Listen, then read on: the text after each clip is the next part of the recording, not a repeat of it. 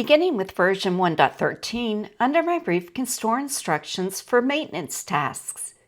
To add instructions to a task, tap or click on the task and then tap or click the plus button at the top of the instructions section. Enter each instruction step on its own line. You don't need to worry about adding step numbers, as Under My Roof will do that for you.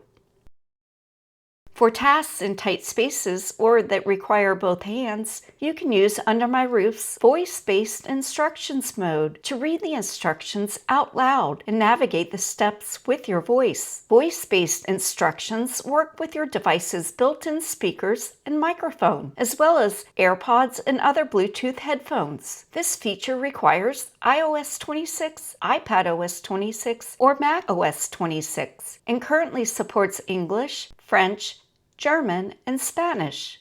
Tap the play button at the top of the instructions to enter voice-based mode. The help guide lists some of the phrases you can say. You can begin speaking as soon as it appears.